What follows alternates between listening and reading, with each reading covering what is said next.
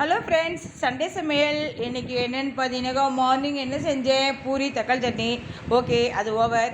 Next lunch time. Lunch என்னென்னு பார்த்தீங்கன்னாக்கா, lunch time school மாதிரி சொல்கிறேன். லன்ச் டைம் என்னென்னு பார்த்தீங்கன்னாக்கா என்ன தெரியுது, என்னடி பிடிச்சி வச்சுருக்கேன், ஓப்பன் பண்ணு.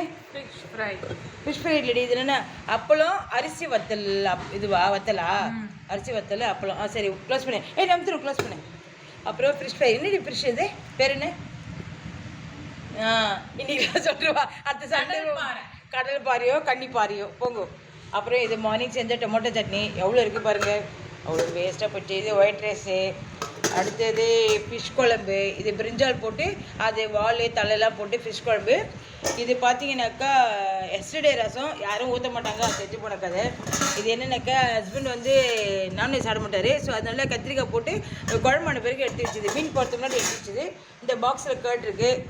ஓகே ஃப்ரெண்ட்ஸ், எனிவே மதிய லன்ச் ஓவர். Sunday special. நீங்களும் இந்த மாதிரி நல்லா செஞ்சு சாப்பிட்டு என்ஜாய் பண்ணுங்க லைஃபை. ஓகே, பாய். எனிவே இந்த சேனல் உங்களுக்கு பிடிச்சிருந்தா சப்போர்ட் பண்ணுங்கள். அண்டு சண்டேக்கு ப்ளஸ் ஃபிஷ்ஷுக்கு சப்ஸ்கிரைப் பண்ணுங்கள். Thank you friends. பாருங்கள், இவ்வளோ சீரியஸாக பேசிகிட்டு இருக்கேன். ஒருத்தி சோறு தான் முக்கியம்னு உட்காந்துருக்கா. எங்கன்னா கோஆப்ரேட் பண்ணுறீங்க. ஏறுமே முடிச்சிருங்க. என்னத்தை உன்னை தான் கதம் பண்ணணும். வெயிட் பண்ணி எடுக்காத. Okay friends, bye.